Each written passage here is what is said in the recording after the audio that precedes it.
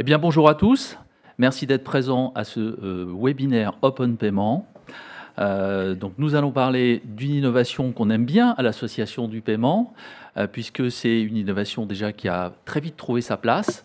C'est une innovation qui favorise la mobilité et la mobilité urbaine. Et puis, c'est aussi une réussite collective, on le verra ce soir. Tous nos invités nous en parleront, mais c'est effectivement une victoire collective industriels, experts, réseaux, exploitants, les banques. Donc, merci à tous déjà d'être présents. Ce soir, pour nous accompagner, nous avons le plaisir d'accueillir Pierre Françon, président de la société Qualis. Pierre, est-ce que vous pouvez nous donner quelques informations sur la société ? Bonsoir à tous. Donc, Qualis est une société d'expertise en paiement. Je suis moi-même expert Open Payment, et pour aller droit au but, allez voir la page Wikipédia Open Payment que je maintiens. Merci. Stéphanie, responsable marketing de CB. Oui, bonjour à tous. Alors, CB, c'est le système de paiement français par carte et mobile qui est leader en France. Les grandes missions de CB sont tout d'abord de définir les règles interbancaires du paiement par carte et par mobile, d'assurer la sécurité des transactions et enfin d'innover. Et une des innovations dont on va parler aujourd'hui, c'est l'open payment, sujet qui me tient à cœur et qui est stratégique pour CB. Merci Stéphanie. Jérémy Guguer, Product Manager chez Arrive, c'est ça ? C'est ça. Donc, Product Manager Open Payment. Donc, Arrive, juste pour préciser, donc Arrive, c'est le regroupement de 3 sociétés. On était, il y a encore quelques mois, Flowbird, et donc on a fusionné avec 2 gros acteurs, EasyPark et Parcopédia. Alors, on représente aujourd'hui donc plus de 4000 collaborateurs, 60 millions d'utilisateurs annuels, et notre objectif, c'est de devenir le leader des plateformes de mobilité. Christophe Badesco, chargé de mission chez Keolis, expert en billettique. Tout à fait. Donc Keolis, opérateur de transport, qui fait du transport public de voyageurs. Alors vous allez nous retrouver dans de très grandes villes, dans de toutes petites villes aussi, un petit peu partout en France et dans le monde, et avec des moyens de transport qui peuvent être différents. On peut faire du bus, du métro, du train, du bateau, du vélo, tout un tas de modes. Du cheval. Du cheval peut-être demain. Guillaume Zunino, chef de projet MOA, acceptation et acquisition monétique chez Crédit Mutuel Alliance Fédérale. Tout à fait. Bonjour à tous. Petit mot d'excuse d'abord pour l'absence de Christophe Le Sobre, qui était initialement invité à ce webinaire et qui, en raison d'une contrainte personnelle, ne peut malheureusement pas y assister. Alors, vous avez plaisir de m'avoir moi à la place, donc responsable produit Open Payment pour le compte des banques du Crédit Mutuel et du CIC. Donc un petit mot très rapide sur Crédit Mutuel Alliance Fédérale. On est une alliance de 14 fédérations régionales du Crédit Mutuel et des banques du CIC, avec une mission, un projet commun de solidarité, de proximité et de performance au profit de nos clients et sociétaires. Alors, un point d'organisation. On n'a pas accès aux personnes présentes qui assistent au webinaire, donc merci à ces personnes de couper leur micro. On n'aura pas, au fil de l'eau, la possibilité de prendre les questions, mais bien sûr, on les traitera à la fin. Donc là encore, si vous avez des questions, notez-les dans le fil de la conversation et on se fera un plaisir d'y répondre en fin de séance. Alors, on va commencer tout de suite par une vidéo qui va nous mettre directement dans le bain de l'open payment avec un cas concret qui s'est passé dans la ville d'Auxerre. Absolument. Le réseau OCRM Le Bus se modernise et innove. Dès cette rentrée 2025, tout le monde aura un titre de transport grâce à sa carte bancaire. Et oui, vous pouvez désormais payer et valider votre voyage avec votre carte bancaire, votre smartphone ou votre montre connectée à bord de l'ensemble des véhicules du réseau urbain et des véhicules du service de transport à la demande Flexibus. Le prix du voyage reste identique, 1,50 € et il est valable 1 heure. En cas de correspondance, présentez votre support de paiement sur le valideur, à chaque montée. Pas de panique, vous ne serez débité qu'une seule fois. Les transactions sont sécurisées. En cas de contrôle, présentez votre support au contrôleur. Si vous voyez cette housse, le valideur n'est pas en fonctionnement. Vous pouvez valider avec votre carte de transport sur le valideur à l'avant du véhicule ou acheter votre titre auprès du conducteur. Grâce à ces nouveaux valideurs, jusqu'à 5 personnes peuvent voyager ensemble avec une même carte bancaire. Pour récupérer vos justificatifs de paiement, vous pouvez vous rendre sur notre site site internet, rubrique paiement par carte bancaire, vous rendre en agence ou alors nous contacter via le standard. Si vous n'avez pas de carte bancaire, vous pouvez toujours acheter votre titre de transport en espèces auprès du conducteur. Et n'oubliez pas, vous pouvez aussi vous rendre en agence ou chez un dépositaire pour vous abonner. Désormais, vous avez tous un titre de transport avec vous, alors venez voyager en toute sérénité sur le réseau OCRM Le Bus. Alors, tout de suite, la parole à Stéphanie qui va nous donner un peu de contexte historique sur l'open payment. Oui, alors comme vous l'avez vu déjà dans la vidéo avant de répondre à la question, l'open payment permet de payer et de valider son titre de transport avec sa carte bancaire ou son mobile directement sur les valideurs, et ce, quel que soit le réseau de transport, que ce soit dans les bus, dans les métros, dans les trams, dans les navettes fluviales, dans les téléphériques, c'est possible partout. Donc, c'est une très belle promesse, ça fonctionne très bien. Et pour répondre à ta question sur l'histoire, ça a commencé en 2012 à Londres, à l'occasion des JO. Il y a eu le lancement du premier open payment dans les bus. Ça s'est répandu ensuite dans tous les réseaux de transport de Londres, y compris le métro. C'était un très beau succès et ça s'est répandu également dans le monde entier. En France, c'est arrivé en 2018. Je crois qu'on a une carte d'ailleurs en France. On a une carte de France, tout à fait. Donc, vous verrez sur la carte, ça a commencé donc en 2018 à Dijon. Et puis, ça s'est répandu dans de nombreuses villes de toute taille, des petites villes, des métropoles, des régions. Donc, ça a eu un très grand succès. Aujourd'hui, on dénombre 70 villes, métropoles ou régions qui ont déployé l'open payment en France. Donc, c'est un formidable succès. Mais il faut savoir que ça a pris également de la même façon dans le monde entier. Il y a 700 réseaux de transport dans le monde qui ont déployé l'open payment. Donc, c'est fabuleux. Voilà tout ce qu'on peut dire. Alors, ce que je voulais montrer sur la carte, mais qui ne s'est pas affiché, c'est qu'il y a 70 villes en France qui ont déployé l'open payment. CB, alors merci. Là, on était à 65, mais il y a eu encore des déploiements depuis qu'on avait créé ce slide. Sur ces 70 villes, il y en a 70% qui sont lancées, qui ont été lancées avec le réseau CB en priorité, parce que les collectivités ont ce souci de choisir en fait le système de paiement français et cette volonté d'avoir un système de paiement souverain qui véhicule leurs transactions. Guillaume, le succès de l'open payment, est-ce que ce n'est pas la facilité de l'expérience client? Oui, complètement. Alors, il y a effectivement l'expérience client, mais avant tout, c'est une formidable innovation du point de vue technique déjà. Technique parce que c'est la première fois que la carte bancaire ne sert pas uniquement au paiement. Elle sert, on pourrait dire, comme support de titre de transport. Alors, les experts pourront me reprocher la formulation, mais pour l'usager, elle sert de support de titre de transport. Par contre, vous avez raison, c'est effectivement, surtout, essentiellement, une innovation en termes d'expérience client, puisque c'est la fin de cette charge mentale, de cette contrainte liée à l'anticipation du déplacement et à l'anticipation de l'acte d'achat. C'est la fin de... On a tous connu, on se retrouve devant un distributeur automatique de titres. Est-ce qu'il vaut mieux que je prenne un ticket aller-retour, un carnet de tickets, un ticket week-end? Et l'open payment, c'est la facilité d'accès au transport puisqu'on n'a plus cette contrainte-là. Il suffit, alors on a tous une carte bancaire physique ou digitalisée, donc enrôlée dans un wallet, dans un smartphone ou une carte ou une montre connectée. Et c'est cette carte-là qui devient le sésame, le support qui nous permet de voyager, avec la promesse que le meilleur tarif nous sera appliqué en fonction de nos usages. Je crois qu'on y reviendra. Alors, ça tombe bien, on a un expert autour de la table. Pierre, est-ce que vous pouvez nous expliquer en quoi c'est différent l'open payment de la monétique classique? Alors, sur la monétique classique, quand on fait un paiement, quelque part, il y a une mécanique online, une demande d'autorisation pour être sûr que, par exemple, la carte est valide, il y a de l'argent sur la carte, et donc le paiement est garanti pour le marchand. En open payment, c'est très différent. On fait du post-paiement, c'est-à-dire qu'on va utiliser la carte pour valider, pour voyager, et puis en fin de journée, il y aura un calcul tarifaire, peut-être du meilleur tarif à appliquer, et enfin, le paiement en fin de journée.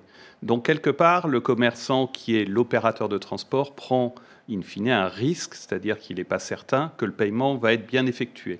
Donc pour ça, il y a des mécaniques qui vont essayer de minimiser ce risque et de tendre vers zéro risque. Donc pour le faire, il y a du contrôle de l'usage de la carte en entrée. Est-ce que c'est une carte valide pour l'open payment? Par exemple, un titre restaurant ne passera pas. Ensuite, une fois qu'on a validé, il y a une mécanique qui s'assure que la carte, par exemple, on va demander à l'émetteur est-ce que la carte est valide, autorisée ou bloquée. Donc si elle est bloquée, l'utilisateur ne pourra plus consommer, va être bloqué dans tout le système Open Payment, ne pourra plus consommer de voyage. Et en fin de journée, on va s'assurer que le paiement peut être réalisé. Par exemple, s'il n'y a plus d'argent sur le compte, finalement, il y aura une dette envers l'opérateur. Alors, une fois qu'il y a une dette, il y a des mécanismes de recouvrement de dette. On va régulièrement essayer de retrouver de l'argent. Donc, finalement, tous les quelques jours, on va refaire une tentative. Par exemple, lorsque la paye va rentrer, le compte va être réapprovisionné. Donc, peut-être que la dette sera payée. Et puis, in fine, si on a toujours une dette au bout de tous ces mécanismes, il y a encore quelque chose qui s'appelle la garantie des schémas cartes. Donc la garantie de carte bancaire ou de Visa ou de Mastercard. Et je crois qu'on en parlera après côté Oui, je crois que tout à l'heure, on fera intervenir le banquier qui nous expliquera ça très bien. Il y a quand même une chose que je voulais rajouter, Pierre, c'est on s'adapte quand même au contexte du transport. C'est-à-dire que les gens rentrent très vite, donc ce côté vélocité, comment on l'obtient? C'est ça. Alors, le point important dans le transport, c'est qu'au moment de la validation, on ne peut pas attendre. On a un flux de voyageurs. Donc, il faut que cette validation soit très rapide, en dessous d'une seconde. Et c'est pour ça qu'on est offline. C'est-à-dire qu'au moment où on rentre, on n'a pas de mécanisme de validation, de demande d'autorisation. Il n'y a pas de message. En fait, c'est une décision locale sur le valideur de laisser passer ou pas. Et grâce à ça, on est en dessous de la seconde pour valider et donc pour avoir un flux de voyageurs adapté au transport, y compris dans du métro avec portillon. Christophe, concernant Keolis, quel bilan vous faites finalement de l'open payment, l'usage, au niveau de l'usage? Ça marche tout seul. Ça marche tout seul et c'est impressionnant. On a été les premiers à le lancer en 2018. Le taux d'usage à l'époque était aux alentours d'une petite dizaine, douzaine, quinzaine de %. Aujourd'hui, dans la plupart des réseaux, l'open payment représente environ 40% des billets unitaires. J'ai même des réseaux dans le groupe Keolis dans lesquels ça représente jusqu'à 70%. Ça veut dire que 3 billets sur 4 sont en fait désormais utilisables directement avec une carte de paiement, une carte bancaire, comme l'a expliqué tout à l'heure Guillaume ou Pierre. Donc en fait, ça fonctionne tout seul parce que la simplicité d'usage est en fait la conjonction de deux choses. La rapidité de la technologie de la billettique, qu'ont repris les cartes justement, derrière les cartes de paiement, puisqu'elles ont une antenne qui permet de travailler en sans contact et d'atteindre les vitesses de transaction dont parlait Pierre tout à l'heure. Ce qui veut dire qu'en fait, la confiance des logos bancaires que nous affichons et en même temps la rapidité d'usage fait que tout un chacun va trouver l'open payment d'une simplicité extrême. On n'a pas besoin de réfléchir au tarif. On sait que c'est le meilleur tarif qui sera appliqué. Donc tout ça fait que l'usage est aujourd'hui d'une simplicité telle qu'on n'a quasiment pas besoin d'expliquer puisque c'est déjà diffusé un petit peu partout. Donc il n'y a plus qu'à le copier-coller ailleurs. Et alors, je vous laisse la main pour nous dire, c'est pour qui finalement? C'est quel type de voyageurs? Alors, au début, on se disait ça va être pour les clients dits occasionnels, les voyageurs occasionnels, c'est-à-dire ceux qui n'ont pas l'habitude, etc. Et en fait, on a vu beaucoup de transferts qui font qu'aujourd'hui, c'est quasiment tout le monde. Ça peut être des abonnés, des utilisateurs habituels qui ponctuellement n'ont pas forcément pris leur abonnement parce que je sais pas, les vacances approchent ou ils n'ont pas eu le temps, etc. Mais ça peut être aussi le touriste, bien sûr. Ça, lui, le touriste ou en tout cas l'utilisateur très ponctuel qui, dans un réseau de transport, ne connaissant ni la tarification ni les usages, va trouver là un usage encore plus simple. Mais c'est aussi les utilisateurs, je vais dire, relativement occasionnels qui voient là, avec l'open payment, une facilité d'usage qui va quand même largement au-delà de ce qu'ils avaient l'habitude d'avoir, c'est-à-dire qu'il n'y a pas besoin d'aller chez nous pour déclarer son compte, il n'y a pas besoin d'avoir une carte, c'est eux qui viennent avec leur propre carte. Donc c'est tout le monde. Jérémy, vous parliez aussi des touristes qui sont intéressés parce qu'ils arrivent et ça gère aussi le multivoyageur, c'est ça? Alors, c'est exactement ça. Donc, la solution Open Payment, elle va permettre de voyager avec une seule et même carte bancaire avec plusieurs personnes. Donc, on voit très bien l'exemple type de la famille qui, en tourisme, veut visiter la ville ou arrive à l'aéroport et les enfants qui accompagnent les parents, on va utiliser la carte d'un des deux parents. Et donc, le parent va utiliser sa carte à de nombreuses reprises, en tout cas autant de fois qu'il y a de voyageurs dans le groupe pour pouvoir décompter un titre sur chaque voyageur. Donc c'est très simple d'utilisation. C'est aussi justement un des gestes qui est le plus compris de façon assez large sur l'ensemble des personnes qui utilisent l'open payment, notamment en multivalidation. C'est le terme qu'on va utiliser lorsqu'on voyage en groupe, c'est le terme multivalidation qui s'applique. Alors en intro, je disais que finalement le succès de l'open payment a été rapide. Et alors, moi, il y a quelque chose qui m'étonne, et alors ça, c'est une question pour Stéphanie, c'est que le voyageur, lui, il a que sa carte. Sa carte, comment il sait qu'il a payé? Et est-ce qu'il y a une communication particulière pour le rassurer? Oui, en effet, il y a une communication particulière. Alors, je ne dirais pas qu'il est inquiet, je dirais simplement qu'il faut l'informer.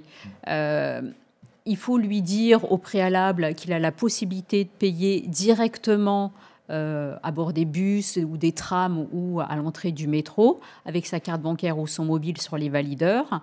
Donc, d'où la nécessité d'informer le client au préalable à travers de la communication, de l'affichage aux arrêts de bus, de la vitrophanie sur les bus, de la vitrophanie dans les stations de métro, etc.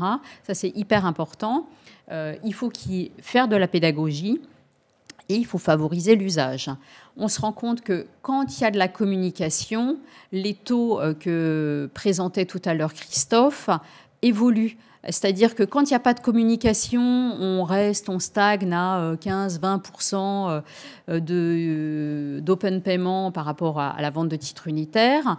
Et on voit très bien quand il y a de la communication associée, ces taux évoluent grandement. Ça peut aller jusqu'à 50, voire 70 ou 75%, comme l'expliquait Christophe sur le réseau Keolis. Nous, chez CB, on met à la disposition des opérateurs de transport un kit de communication open payment qui est réalisé par CB parce qu'on sait que c'est très important de communiquer. Il faut faire de la pédagogie et favoriser l'usage. Donc, on a un kit avec un dispositif digital pour informer sur les réseaux sociaux, le site Internet du transporteur et également sur place en print. Très bien. Alors, on a vu pour les voyageurs. Maintenant, parlons plus des personnels, finalement, chez l'exploitant.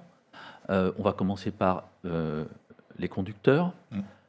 Jérémy, lorsqu'on a préparé ce webinaire, vous me disiez que sur des expériences, des expérimentations, vous vous êtes rendu compte à quel point c'était accueilli favorablement par les conducteurs. C'est ça? Oui, effectivement. Donc, on a notamment déployé le réseau Open Payment de Toulouse en 2022 et on a commencé par la navette aéroport. Donc, c'est une navette qui va relier l'aéroport de Toulouse au centre-ville.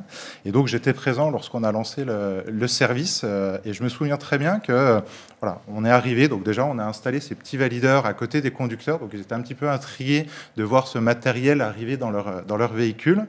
Et puis, le jour où on a, entre guillemets, tourner la clé pour les mettre en route, on était là pour les accompagner et leur expliquer au final à quoi allait servir ce matériel. Et donc on leur a dit, ça va être pour permettre aux voyageurs qui doivent voyager d'utiliser directement sa carte bancaire. Et là pour eux, ça a été un vrai soulagement puisque jusqu'à présent, ils faisaient ce qu'on appelle de la vente aux voyageurs, donc de la vente de distribuer des titres de transport, avec de la gestion de la monnaie, d'être obligé d'avoir des espèces sur eux, etc. Et ça a été vraiment accueilli de façon très positive, puisqu'en fait, ça leur a permis de pouvoir, proposer un service de qualité à l'ensemble des voyageurs lorsqu'ils montaient pour pouvoir les renseigner. Donc, je rappelle le contexte, navette aéroport, les personnes sont plutôt touristes, donc voilà, on a aussi besoin de les accompagner. Et en fait, le geste de payer son titre de transport a été complètement effacé au profit de la qualité de service qui a été apportée. Donc voilà, ça a été vraiment un des moments qui a été assez marquant lors de ce déploiement. Les conducteurs sont contents. Confirmé, Christophe? Ah oui, complètement. Okay. Complètement. Alors, ce que vient de dire Jérémy est très important. le valideur est bien dans le champ visuel du conducteur. Ça veut dire que le conducteur reste toujours maître à bord des personnes qui montent. Et l'open payment vient renforcer ce besoin-là. Donc je confirme totalement. Et les contrôleurs, est-ce qu'ils sont contents, eux? Les contrôleurs sont contents. En revanche, ils doivent avoir aussi un certain nombre de réponses, parce que toute la mécanique dont a parlé Pierre tout à l'heure en introduction, ce sont les contrôleurs qui vont en fait y être confrontés en cas de problème. Alors les problèmes, en fait, il n'y en a pas souvent, heureusement, mais quand il y en a, il faut qu'ils soient en mesure de pouvoir répondre, parce que ce n'est pas un paiement. Pierre a bien insisté là-dessus, c'est un post-paiement. Ça veut donc dire que ce n'est pas parce que votre carte a fonctionné il y a 10 minutes chez un commerçant qu'elle va être acceptée d'emblée en open payment, voire même que le contrôle va être positif, parce qu'il y a malheureusement quelques petits cas dans lesquels il peut y avoir un petit souci technique. Voilà. Donc il faut avoir les réponses, donc il faut former les personnels à cela. On a des équipements pour ça, on a des formations. Fort heureusement, je vous l'ai dit, les problèmes sont extrêmement rares, mais ils ne sont pas non plus négligeables. Voilà. Donc il faut en tenir compte. Et au niveau de la fraude, on parle de... Alors, il y a plein de mots. Moi, je retiens la fraude grise ou la fraude molle. Ça s'arrête là. Est-ce que ça a un effet? Oui, alors, ça a un effet. En fait, la situation classique est la suivante. C'est, je suis sur le quai du tram, je vois que le tram arrive dans 2 secondes, je n'ai pas le temps d'acheter un billet. Qu'est-ce que je fais? Je fraude? Ben non, j'allais acheter un billet, donc j'ai ma carte. Je peux donc désormais valider en open payment à l'intérieur du véhicule. Donc cette fraude-là, non seulement elle n'a plus d'excuses, mais elle est quasiment annihilée grâce à l'open payment. Voilà, ça c'est un gros avantage. Voilà. Jérémy, alors on a parlé des outils, le contrôleur en particulier. Pour vous, c'est de l'amélioration continue dans votre proposition de valeur? Ce que citait Christophe, il a parfaitement raison.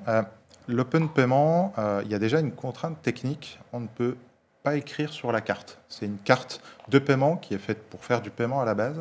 Et lorsqu'il va y avoir cette opération de contrôle, on va devoir, sur lecture de la carte, aller interroger le back-office. Et donc, ce que mentionnait Christophe à l'instant, nous, on travaille de façon continue à la fois avoir une solution qui est la plus performante possible pour que les opérations de contrôle soient justes, tout simplement, et puis aussi pouvoir donner les moyens et les outils à l'agent vérificateur pour pouvoir aussi prendre certaines décisions dans des cas un petit peu particuliers.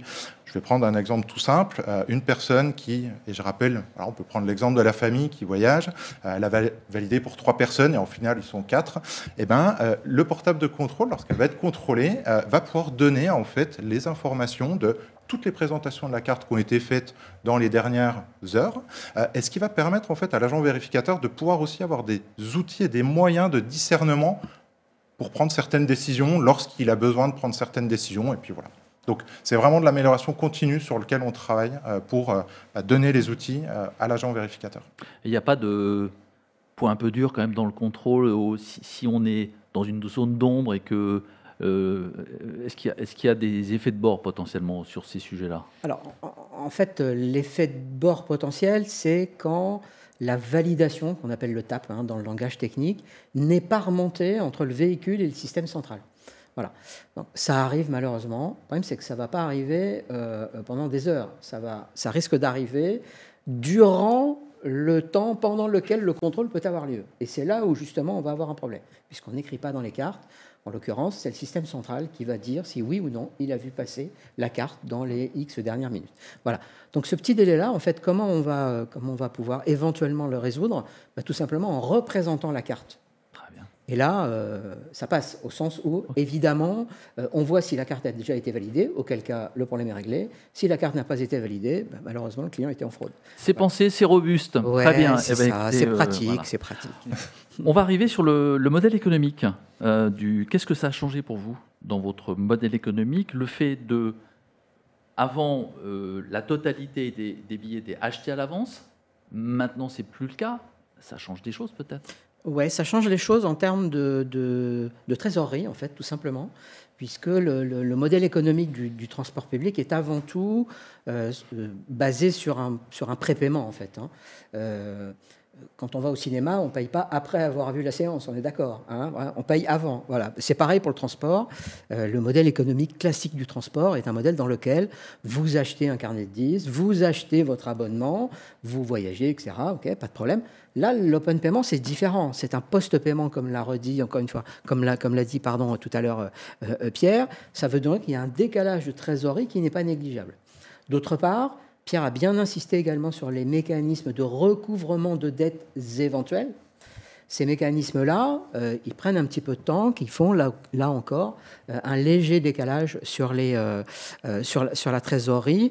Maintenant, là, je vous présente le mauvais côté des choses. Heureusement, voilà. Il y en a Présentez-nous le bon. Oui, bien sûr, bien sûr. Avant tout, on note un usage bien plus important de la carte, ce qui veut dire qu'il y a moins d'achats sur les distributeurs automatiques, il y a moins d'achats à bord, donc il y a un certain nombre d'améliorations, on va dire, induites, qui permettent en fait d'avoir des coûts qui sont diminués d'un côté, légèrement augmentés de l'autre. Voilà, maintenant, c'est très simple. Si on le fait, c'est que c'est intéressant. Hein. Et en termes de fréquentation, est-ce que finalement vous sentez que ça a un effet sur la facilité de rentrer dans le bus pour certaines personnes ? Alors, oui, parce que ça simplifie énormément le parcours. En revanche, est-ce que ça a un effet d'induction de trafic ? La réponse est non, parce que ce n'est qu'un moyen et l'offre ne crée pas sa demande. Hein. On n'est pas dans la loi de Say. Donc, malheureusement, on a eu beau faire toutes les études qu'on a voulu et on n'a pas pu mettre en évidence une hausse de la fréquentation grâce à l'open payment. Ça facilite grandement les choses, mais ça n'augmente pas ce qu'on appelle le trafic voyageur pour autant. Bon, la partie n'est pas finie, on en reparlera à la fin sur la suite de l'histoire, vous verrez qu'il y a des bonnes nouvelles. Guillaume, pouvez-vous nous parler du sujet de Christophe sur comment la banque va accompagner son client, l'exploitant, pour l'assurer d'un maximum de recouvrement de sa dette, en fait. Et c'est quelque chose, quand j'ai préparé là encore le webinaire, c'est quelque chose dont les commerçants rêveraient, en fait. Hein. Effectivement, c'est quelque chose qui n'existe qu'en open payment. Donc c'est le rôle de la banque, effectivement, de s'occuper, de s'assurer du recouvrement financier, alors qui est important pour les opérateurs de transport, hein, Christophe l'a dit, mais également pour les autorités organisatrices de mobilité qui sont l'organe politique décideur. Et donc le rôle de la banque, c'est même dans les cas où les voyageurs sont montés dans le transport avec un compte non approvisionné, puisqu'on est en post-paiement, ça peut arriver. Le rôle de la banque, c'est d'aller faire tout ce qui est possible. Donc, c'est en général implémenter finalement les règles des schémas de carte, hein, de CB, Visa, Mastercard, American Express, pour n'en citer que quelques-uns, et essayer de récupérer cet argent pour payer l'opérateur de transport qui finalement a quand même rendu le service. Donc, il y a une dette qui a été générée pour cet opérateur et qu'on cherche à recouvrer. Et cette dette est quand même très, très limitée, notamment grâce aux garanties de paiement, ce qu'on appelle les garanties open payment, qui peuvent aller jusqu'à 10 € en général, maximum, et qui couvrent largement la majorité des titres de transport, en tout cas sur des réseaux urbains. Et donc, avec ces mécanismes de recouvrement dont parlait Pierre tout à l'heure, on arrive systématiquement, quasi systématiquement, à des taux de recouvrement de 99,5%, voire plus, ce qu'on n'a pas forcément dans d'autres types de commerce, hein, d'autres types d'activités de retail ou autres. Donc ça, c'est un des rôles de la banque, effectivement, hein, le rôle financier. Après, le rôle de la banque, c'est aussi d'assurer la sécurité des transactions. Pour prendre l'exemple du Crédit Mutuel, hein, on est le seul acquéreur open payment français à détenir à 100% notre processeur de paiement qui s'appelle Euro-Information. Et donc la sécurité des paiements que traite Euro-Information, ça passe par des data centers qui sont sécurisés avec les derniers niveaux de certification, ça passe par un hébergement en France, des serveurs redondés évidemment, et puis l'application des normes de sécurité. On connaît à peu près tous les normes PCI DSS, les normes de sécurité de l'industrie du paiement par carte, et puis le respect des certifications des schémas de carte. Donc la banque, son rôle, c'est ça, c'est de garantir le recouvrement financier, la sécurité des transactions, et puis potentiellement, on a aussi ce rôle de on fournit un reporting financier aux opérateurs de transport qui leur permet justement de réconcilier les ventes et les crédits en compte, puisqu'effectivement, comme on me dit, c'est du post-paiement, pardon, et donc on peut très bien avoir une vente AJ et un recouvrement AJ plus 15, AJ plus 30. Et donc on aide avec ces reportings les opérateurs de transport et les AOM à finalement justifier chaque paiement, chaque ligne sur le compte bancaire, pour qu'eux derrière puissent le justifier auprès du comptable public. Merci. Jérémy, parce qu'on est un peu dans les sujets de pilotage de la gestion financière, vous apportez, vous, dans votre position d'industriel, des offres de pilotage, de reporting, parce qu'on a de l'information finalement avec la carte. C'est exactement ce que disait donc Guillaume. On a dans notre solution Open Payment plusieurs axes de reporting. Tout d'abord, et c'est aussi notre cœur de métier historique, la billettique. Donc la billettique, c'est de pouvoir utiliser un média dans les transports en commun. Donc on va apporter du reporting sur ce qu'on appelle la fréquentation du réseau de transport. Donc combien de personnes ont voyagé à telle heure, combien de personnes sont montées à tel arrêt, ont pris telle ligne, etc. Donc ça, c'est vraiment l'aspect très métier. On est également processeur de paiement. Donc on processe nos propres paiements. Donc toutes les cartes bancaires qui sont passées sur nos valideurs sont processées par notre processeur de paiement. Et c'est ce processeur de paiement qui va être connecté à la banque. Et donc, on a également du reporting sur cette partie processeur de paiement, ce qui va, et comme venait de le souligner Guillaume, permettre à l'opérateur de transport d'avoir un reporting complet qui va couvrir donc la banque, les éléments de reporting de Guillaume, les éléments très métiers qui va être donc toute la fréquentation, plus toute la mécanique qui va faire le lien entre le processing métier et la banque. Donc voilà, c'est vraiment une offre complète qui est disponible. Merci. Je voudrais aborder maintenant les aspects de règles tarifaires et d'interopérabilité entre les systèmes, comprendre bien la spécificité du métier du transport. D'abord, Christophe, comment vous m'assurez qu'en tant que voyageur, j'ai toujours le meilleur tarif ? Parce qu'on va le calculer, tout simplement.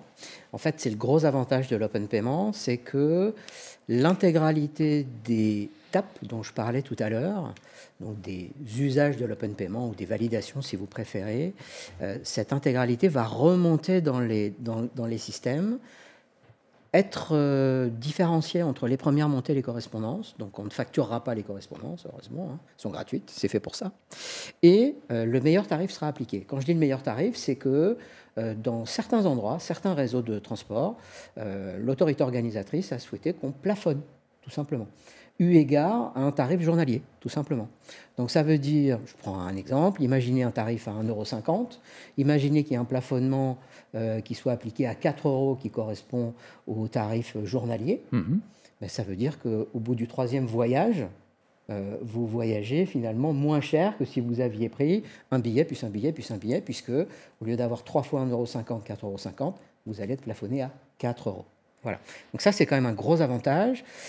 C'est extrêmement fiable. Et surtout, le porteur, donc le voyageur, va voir ça en détail sur son compte. Ça veut dire qu'il a accès à un portail sur lequel il peut voir l'intégralité de ses transactions et nous n'avons aucune contestation. Ça, c'est très important. À l'origine, en 2018, on était persuadé d'avoir des contestations de partout. En fait, on en a quoi ? On en a 1, 2 par an. Et elle concerne quoi ? Le cas que décrivait tout à l'heure Jérémy, à savoir la mère de famille qui pensait avoir validé 2 fois pour les enfants et qui finalement a validé 3 fois par inadvertance. Voilà. Et ces cas-là, on les résout très bien, mais largement compensés par les millions de transactions que l'on a et qui, elles, sont, encore une fois, en toute logique par rapport aux tarifs appliqués. Jérémy, autre spécificité du transport, le fait de passer d'un transport à l'autre. On parle de multimodal, en fait, c'est ça. Ça, c'est pas encore en place. Ça ne se parle pas forcément. Alors, il y a plusieurs aspects. Il y a déjà la multimodalité au sein d'un réseau de transport en lui-même. Donc, de pouvoir prendre différents modes de transport offerts par le réseau de transport. Donc, aujourd'hui, l'open payment s'applique à l'ensemble des moyens de mobilité. Je vais donner quelques exemples. Le bus qu'on connaît tous, le tramway, le métro. On a également, et on l'a démontré et fait sur Toulouse par exemple, le téléphérique. Donc c'est un moyen de transport qui commence à voir le jour dans les villes.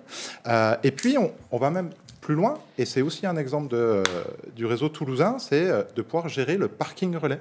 Donc de pouvoir parquer sa voiture au parking relais, et puis ensuite de pouvoir prendre un bus ou un tramway qui est devant le parking relais pour ensuite voyager et puis faire ce qui doit être fait à la fin, donc soit aller faire des courses ou aller travailler. Donc ça, c'est vraiment l'aspect multimodalité. La solution Open Payment couvre l'ensemble des mobilités qui sont disponibles dans les réseaux de transport.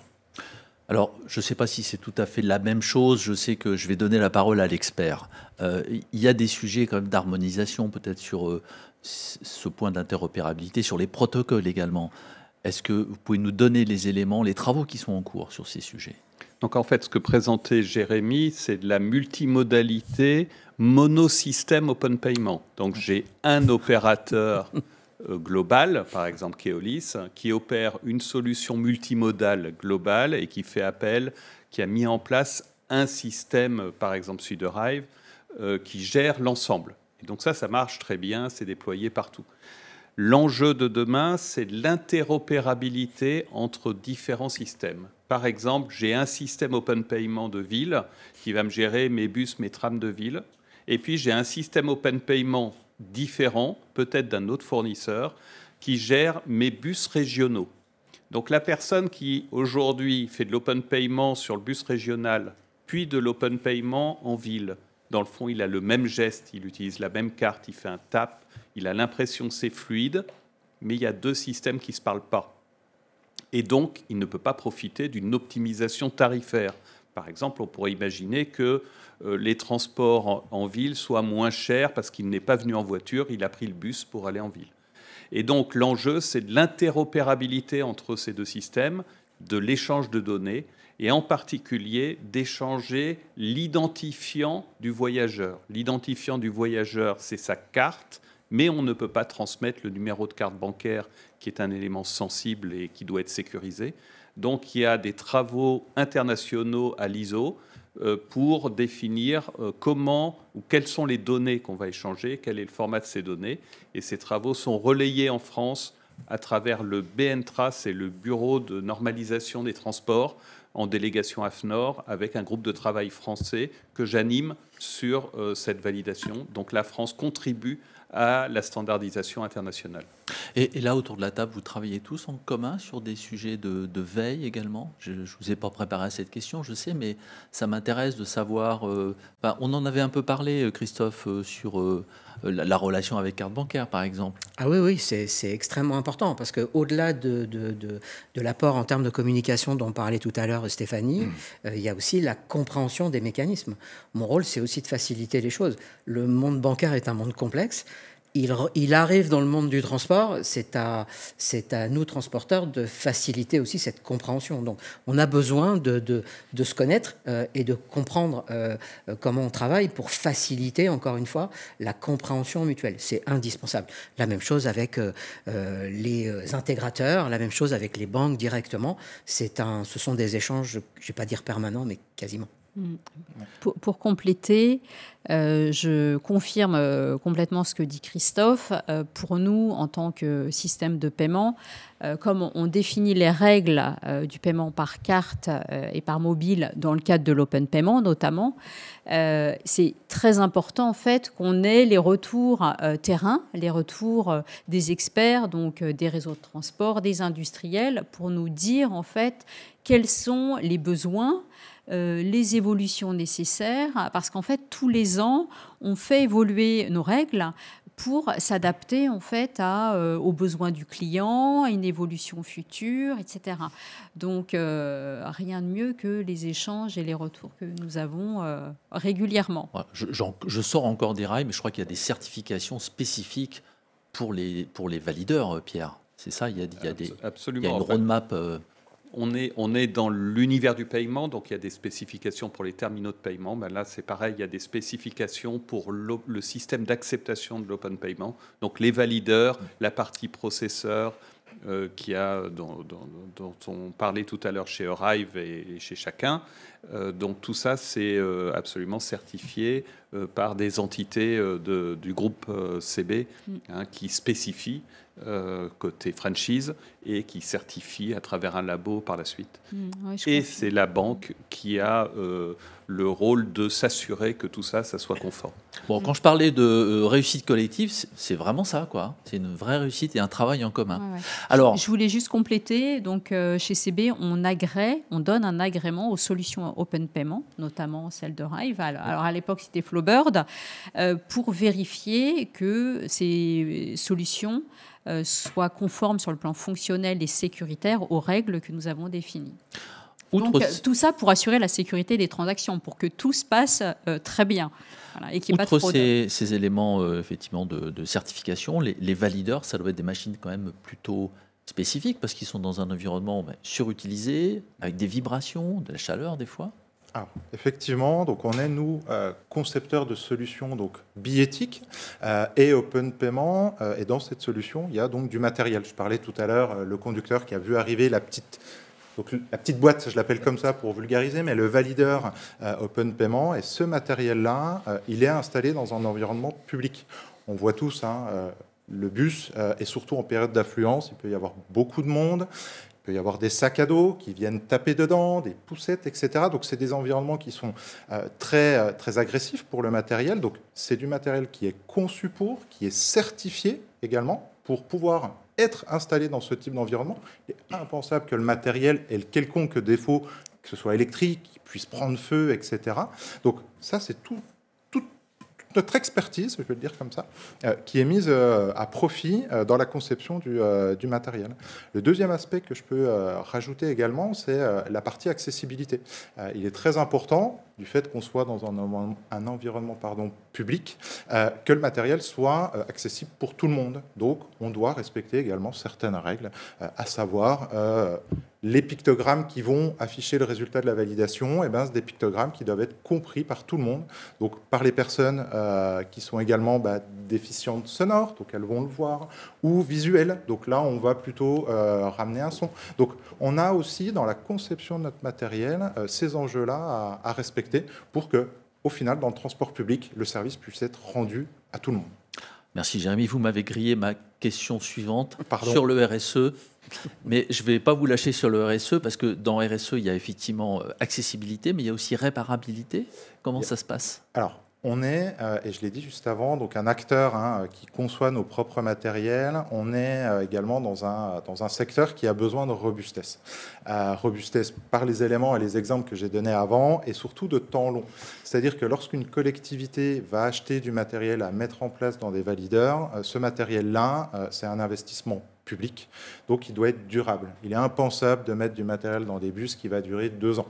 Donc on a cet enjeu de réparabilité, de gestion de l'obsolescence également. Comment on s'assure que pour un matériel qui doit aussi évoluer, puisqu'on ne peut pas rester au statu quo d'il y a quelques années, donc on le fait évoluer, mais comment on le fait évoluer? Et donc ça, c'est toutes des questions que nous, on prend en compte dans la conception de notre matériel pour qu'on assure pour les collectivités et les opérateurs de la robustesse, de la gestion de l'obsolescence et également de la réparabilité sur le temps long. Je vais juste donner un exemple, mais le matériel, en règle générale, est installé dans les véhicules ou dans les stations de métro pour 10, 15, voire même plusieurs années, 10, 15, 20 ans. Donc, il y a vraiment cet enjeu-là qui est très prédominant.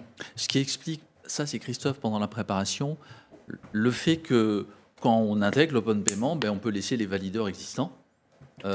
C'est ça cohabite. Il y a plusieurs peut-être stratégies. Vous, en tant qu'exploitant, de fois, vous devez vous dire, tiens, je renouvelle tout ou je rajoute. Alors, c'est pas nous qui décidons, c'est les autorités organisatrices, puisque ce sont elles qui investissent dans la quasi-totalité des cas. En revanche, ce qui est intéressant, c'est effectivement le côté modulable, en fait. C'est-à-dire qu'on peut très bien avoir un open payment intégré à une billettique avec un seul et même valideur. En revanche, on peut aussi avoir un open payment séparé, ce qui veut dire qu'en termes de cycle de vie, on retombe sur la souplesse dont parlait à l'instant Jérémy. Le système billettique en est à sa 6e année de vie. Est-ce que ça vaut le coup de le remplacer tout de suite alors qu'il est prévu pour durer encore 6 autres années? On va plutôt mettre un open payment séparé et à ce moment-là, au bout de la 6e année, on mettra 2 en 1. Voilà. Donc toutes les stratégies sont possibles. Dans la pratique, c'est quoi ce qu'on trouve? Plutôt billettique plus open payment sur un seul et même valideur, parce que c'est quand même moins cher. Voilà. Et c'est plus facile évidemment à gérer. Mais il faut que ce soit dans le bon cycle. Bien. Alors on a parlé de l'open payment, bien sûr on parle de la carte bancaire, mais la carte elle n'est pas toujours physique, elle est aussi sur un terminal mobile. Stéphanie, c'est quoi alors déjà, c'est quoi les usages? Est-ce que les gens payent plutôt avec la carte plastique ou avec le mobile pour l'open payment? Est-ce que c'est la même utilisation que dans les paiements en magasin? Alors, je peux répondre là-dessus si vous voulez. Guillaume. On a les chiffres de l'OSMP, l'Observatoire de la sécurité des moyens de paiement, donc qui dépend de la Banque de France, hein, qui a publié son rapport début septembre, si je ne dis pas de bêtises. Il publie un rapport chaque année sur l'usage du paiement l'année précédente. Et donc, on a les chiffres de 2024. On sait donc que 62% des paiements qui sont réalisés en France sont faits par carte bancaire. Donc déjà, on comprend que la carte a encore un avenir, qu'elle n'est pas prête d'être remplacée de sitôt. Je pense que je n'ai pas besoin de boule de cristal pour dire ça. Et par contre, effectivement, ce qu'on constate, c'est qu'elle est de plus en plus digitalisée. Et là, encore une fois, c'est l'OSMP dans son rapport qui nous le dit. Ils nous disent qu'en France, 15% des paiements qui sont faits par carte en proximité, donc attention, on enlève bien toute la partie e-commerce, évidemment, sont faits avec un wallet. Alors 15%, c'est déjà pas mal. Alors en open payment, ce qu'on constate, et je pense que Christophe, Jérémy, tout le monde sera d'accord avec moi, c'est que sur la majorité des réseaux de transport, on est au-dessus de 35% et quasiment jusqu'à 50% de part de wallet. Donc de part de mobile, montre connectée. En général, c'est quand même le smartphone le plus utilisé. Alors, on a identifié au moins 2 raisons pour ça. Non, mais parce qu'il c'est bien, vous faites les questions et les réponses. Ça me va très bien, en fait. Je vais y aller, d'ailleurs. Alors, la première raison, c'est d'abord la facilité d'usage. On l'a tous dans la main, on l'a tous dans la poche, c'est très facile à sortir. Et puis, les wallets Apple Pay, Samsung Pay, surtout, ont développé un mode, une fonctionnalité qui est adaptée au transport et qui permet, donc ça s'appelle l'Express Transit, et ça permet de valider, de faire le geste de tape, sans même avoir besoin de déverrouiller son smartphone ou sans même avoir besoin de s'authentifier. Normalement, sur un terminal de paiement, on s'authentifie sur son wallet. Et donc, c'est finalement un parcours hyper fluide, et c'est ce qui attire ces usagers-là. Et donc, oui, la deuxième raison principale de cette explosion du wallet en open payment, c'est également la typologie des usagers. Alors, en France, on le sait, c'est majoritairement les jeunes qui utilisent les wallets. Et on a ce changement de génération qui fait qu'aujourd'hui, dans les transports en commun, c'est en grande partie des jeunes qu'on rencontre. Donc, ils ont plutôt tendance à utiliser ce wallet-là. Et on peut rajouter à cela également la part des touristes étrangers. Les touristes étrangers ont également aussi un usage un peu plus fréquent que nous autres Français du smartphone pour payer. Et donc, si on rajoute les 3, 4 à 8% de part d'étrangers en open payment qui utilisent le wallet, et on arrive à ces 50% de part de wallet.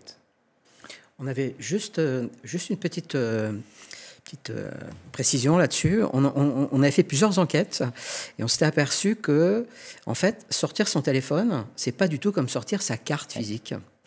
Sortir son téléphone, ça veut dire qu'on ne sait pas quel est le type de carte qu'il y a dans le téléphone. Et pour certaines personnes, c'est jugé plus sécurisant, en fait, plutôt que de sortir sa carte qui, au vu au-dessus de tout le monde, pourrait être vue. Voilà. Donc, pour certains, ça peut être aussi un argument en faveur de l'utilisation du smartphone dont parlait à l'instant Guillaume. Voilà. C'est pas la majorité. Merci à vous. Donc, on n'a pas forcément tout présenté, mais enfin, on a une bonne idée de ce qu'est l'open payment, les spécificités du transport. Maintenant, je voudrais vous projeter un petit peu sur la suite, ce qui va se passer dans le futur. Je commence par vous, Christophe. C'est quoi votre vision du futur de l'open payment pour vous, exploitants?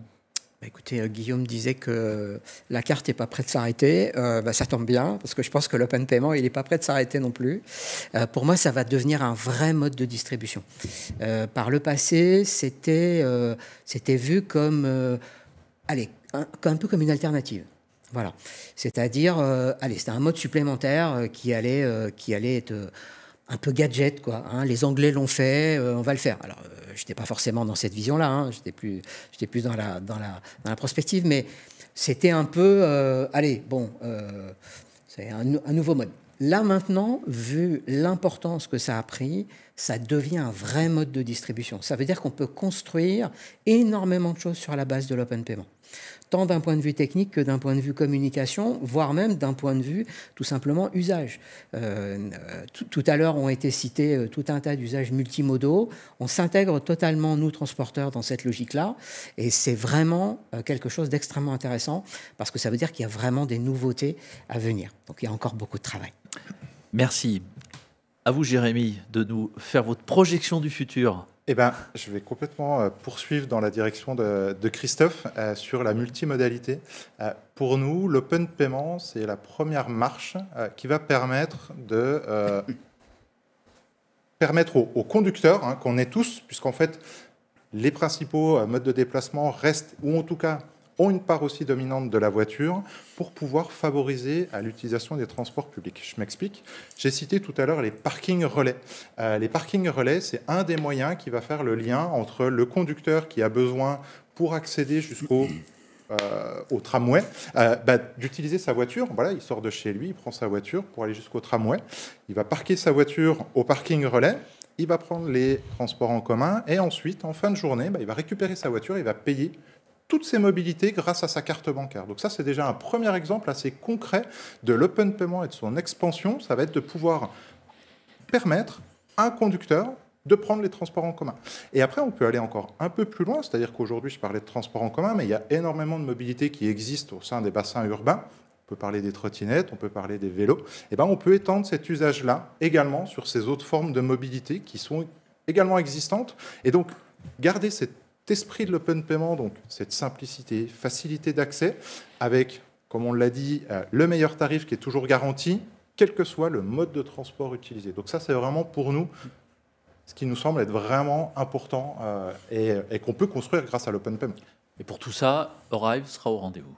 Et pour tout ça, Arrive sera au rendez-vous. On a effectivement cette dimension d'être aussi un grand acteur dans la partie stationnement. Donc c'est pour ça que pour nous, c'est vraiment important de considérer dans les formes de déplacement la voiture et le conducteur. Parce qu'en fait, le conducteur se déplace en fait, avant tout. Et donc, dans le déplacement, si on peut aussi lui donner accès à des formes de déplacement en transport en commun ou d'autres formes de déplacement, voilà, c'est aussi important pour nous. C'est vraiment un enjeu. Et les villes se ferment aux voitures en parallèle. Alors, les villes se ferment aux voitures, on a des problèmes de congestion, et donc, effectivement, nos solutions s'inscrivent dans cette direction. Vous êtes dans le tempo. Stéphanie, votre vision du futur? Alors, je vais poursuivre, et pour aller plus loin par rapport au discours de Jérémy, sur lequel moi je suis totalement en phase, c'est que l'open payment, on a bien vu, ça a pris, ça s'est développé très rapidement. Face à ce succès-là, avec la facilité du geste, finalement du paiement sans contact, qui s'est déployé dans le secteur des transports, en fait, on l'imagine se déployer au niveau de la mobilité, de tout type, mobilité douce, transport en commun, y compris les parkings. Mais au-delà de ça, tous les services de la ville seraient concernés. C'est-à-dire, je voyage, je fais un tap sur le valideur pour prendre le bus. Ensuite, je rentre, je vais à la patinoire, je retape et j'ai acheté mon ticket de patinoire. Idem pour la piscine, idem pour le musée, la bibliothèque s'il y a besoin. Voilà, donc c'est vraiment le déploiement de l'open payment, ou en tout cas la facilité du geste, du sans contact, au sein de la ville et au service de la ville, avec toujours au cœur la mobilité. Pourquoi je dis ça? Parce qu'en fait, toutes les collectivités ont ce souci de l'écologie, de villes propres. Et comment on peut y arriver, en fait, en favorisant l'usage des transports en commun et de la mobilité douce. Donc, ça veut dire que je fais un transport et je vais à la bibliothèque ou je vais à la patinoire. Eh bien, par exemple, la collectivité pourra faire bénéficier à cet usager-là, à ce voyageur-là, d'un tarif préférentiel sur son transport, par exemple. Guillaume, un mot sur votre vision du futur? Oui, alors je partage pleinement la vision de Stéphanie. Peut-être quand même un petit mot par rapport au Crédit Mutuel. Hein. Pour le Crédit Mutuel, l'ambition globale dont fait partie l'open payment, c'est de faciliter la vie des citoyens. Donc l'open payment permet de faciliter l'accès au transport pour les citoyens. Et pour le Crédit Mutuel, on est dans cette logique. Le Crédit Mutuel, c'est une banque proche des territoires, hein, qui est ancrée très localement un peu partout en France. Et on est dans cette logique de vouloir redynamiser ces territoires, les centres-villes des villes moyennes et médianes. Et donc, on voit bien, comme Stéphanie, un open payment qui viendrait faciliter également les accès à des services de la ville. Donc Stéphanie donnait des exemples, hein, la piscine, la bibliothèque, etc. Tous les services en fait avec de la billetterie derrière, par exemple, pour commencer. Merci. Prenons de la hauteur, Pierre. Non, en fait, c'est tout ce qui a été dit est super intéressant. On voit bien que cet open payment, il va s'étendre dans de la smart mobility ou de la smart city pour des services publics et plus. Ça s'étend. Et on en parle comme un open payment. Donc moi, ma conviction, c'est qu'on va aller vers ça, mais ça ne sera pas un seul système open payment, parce que plus on l'ouvre, plus il y a d'acteurs, plus il y a une diversité des acteurs et donc des systèmes en place. Et donc je reviens sur ma marotte, l'interopérabilité, c'est-à-dire que le sujet de demain, c'est d'ouvrir avec des systèmes interopérables pour que, par exemple, la personne qui a pris des transports publics pour venir consommer du cinéma au centre-ville, il ait peut-être un cashback sur le cinéma. Mais pour ça, il faut que tout ça, ça soit interopérable. On ne peut pas s'attendre à avoir un seul fournisseur de l'ensemble. Donc la clé, elle est dans l'interopérabilité de ces systèmes. C'est l'enjeu de demain. Et donc la collaboration entre tous les acteurs. Tout à fait. Alors, merci. Je pense, moi j'appelle maintenant les participants au webinaire de nous poser des questions, parce que c'est maintenant ou jamais, il y a tous les experts autour de la table. Donc avons-nous des questions? Je crée une carte virtuelle sur mon smartphone, je valide mon titre de transport avec cette nouvelle carte sur le valideur. Quand je quitte mon bus ou le métro et que je supprime ma carte virtuelle, mon titre sera quand même payé, ou est-ce que je passe sous les radars? Oui, bien joué, mais ce sera quand même payé. Malins, ils sont malins. Ouais, ce sera quand même payé. Il n'y a pas de problème. Et il y a une autre réponse, c'est que les systèmes empêchent de enrôler, désenrôler, réenrôler, désenrôler. En fait, les banques émettrices des cartes vérifient ça. Donc celui qui joue, il ne peut pas jouer longtemps. Il peut jouer une fois, mais pas longtemps. Une question sur le process, on n'a pas dû être assez clair. Quels outils pour contrôler les usagers pour vérifier que le paiement a été fait? Alors, c'est un contrôle classique. Hein. En fait, toute personne doit être en possession d'un titre valide. Voilà ce que dit la loi. Donc, pour cela, on a des portables de contrôle. Ces portables de contrôle, ils permettent en fait d'interroger sur la base de la lecture de la carte le système central Open Payment pour vérifier que cette carte a bien été vue dans les X dernières minutes. Je laisse Jérémy compléter. Et je vais juste compléter sur le geste, en fait, le geste de contrôle, et c'est là où c'est très intéressant, c'est-à-dire qu'on connaît tous le contrôle quand on prend les transports en commun et qu'on a sa carte qu'on avait achetée au distributeur, par exemple, on doit la présenter sur le portable de contrôle que citait Christophe. Et bien en Open Payment, c'est exactement le même geste. Donc il n'y a pas du tout de processus particulier du fait qu'on voyage en Open Payment. C'est complètement similaire et c'est complètement intégré avec ce que, les voyageurs actuels connaissent et puis aussi les contrôleurs connaissent aujourd'hui. Donc voilà, une expérience homogène.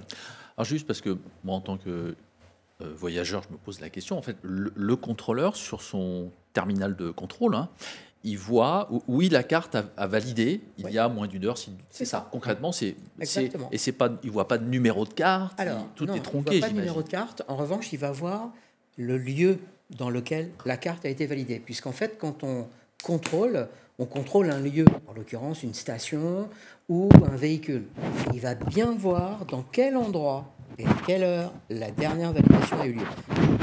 Très simple, on est dans le bus 123 que l'on contrôle. Est-ce que la dernière validation a bien eu lieu dans le bus 123? Si c'était dans le bus 227, c'est que ça ne va pas. Alors, je ne vais pas lire la question qui arrive telle que, mais en fait, l'open payment, où est-ce que vous en êtes de la relation avec vos clients? Est-ce qu'il n'y a pas un risque de désintermédiation? Alors, il y a un petit risque dans la mesure où effectivement, je fais rentrer le monde bancaire dans le monde du transport. En revanche, les portails dont je parlais tout à l'heure, qui permettent en fait aux porteurs / voyageurs de contrôler lui-même ce qu'il a effectué, permettent d'avoir déjà une interaction avec nous, transporteurs. D'autre part, j'ai des statistiques. Donc, quelque part, ce sont des outils dont je continuerai à disposer pour pouvoir suivre le trafic dont je parlais tout à l'heure. Et enfin, il ne faut pas oublier que si ce sont avant tout des voyageurs occasionnels, comme je le citais tout à l'heure, ces voyageurs occasionnels, je ne les connais pas forcément à l'origine, puisqu'ils auraient acheté des carnets de 10. Carnets de 10, moi, je ne sais pas si c'est vous, si c'est Stéphanie, si c'est Jérémy. Donc, ça ne change pas grand-chose. Numériquement, je retombe sur mes pattes. Et je me permets d'ajouter qu'en fait, grâce à l'open payment, on a même plus de connaissances clients. Je rebondis sur l'exemple que tu viens de citer, Christophe. J'achète au distributeur, j'achète un carnet de 10, aucune connaissance client. Grâce à l'open payment et la validation sur le valideur, on va ne serait-ce que connaître l'origine de la carte.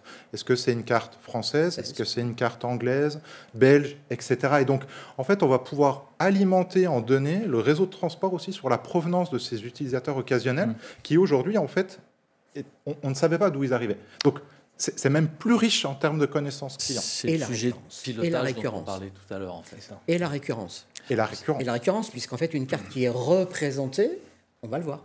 Alors, dernière question, ça c'est une question de spécialiste, hein, donc il faut bien répondre, parce que pourra-t-on utiliser l'open payment dans le TER/CERM? Déjà, il faudra nous expliquer ce que c'est. Y a-t-il des exemples à l'étranger? Alors, des exemples à l'étranger, il y en a. Explique déjà peut-être... ce que c'est que les CERM. Alors, en fait, les CERM, c'est tout un concept qui permet d'avoir autour d'un bassin tout un tas d'opérateurs, un bassin de transport, pardon, donc typiquement une agglomération, d'avoir un certain nombre d'accords tarifaires qui sont uniquement tarifaires, mais qui peuvent être aussi techniques, sous-entendu l'interopérabilité, etc. Alors, pour répondre à cette question, aujourd'hui en France, ce n'est pas encore possible, tout simplement parce que dans beaucoup de cas, les tarifications régionales sont au kilomètre, sous-entendu à la distance. Quand elles sont à tarif unique, ça pose aucun problème. Il y a quelques régions qui sont à tarif unique. C'est comme dans un transport urbain, que vous voyagiez pendant... vous preniez 3 lignes ou 12 lignes, c'est toujours 1 € et quelques, pas de souci. Voilà. En revanche, ça devient plus compliqué quand il faut valider à l'entrée, valider à la descente, parce que ça, c'est pas toujours dans les usages. Et surtout, c'est pas exactement comme ça que ça fonctionne aujourd'hui dans le TER. Donc, il faut imaginer un changement des mentalités, il faut imaginer un changement de la tarification, voire même l'instauration d'une validation à la montée et à la descente, sous-entendu au début et à la fin du voyage, de façon à ce qu'il y ait un tarif qui soit calculé. Première chose.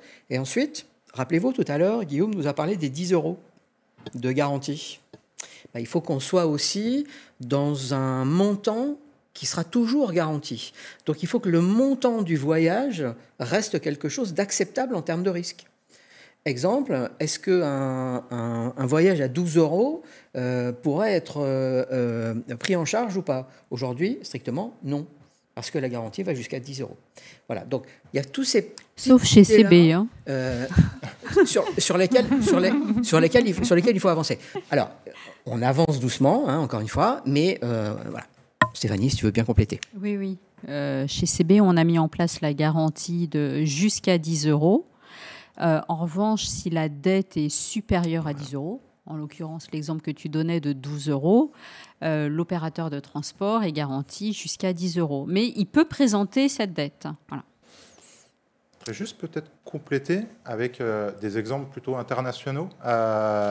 Sur des trains, on a déployé, nous, Arrive, une solution open payment, alors complètement de l'autre côté de la Terre, en Australie, à Perth, où justement on a implémenté ce qu'on appelle le tap à l'entrée et le tap à la sortie, ce qui va permettre de calculer le tarif que le voyageur doit payer en fonction de son entrée et de sa sortie.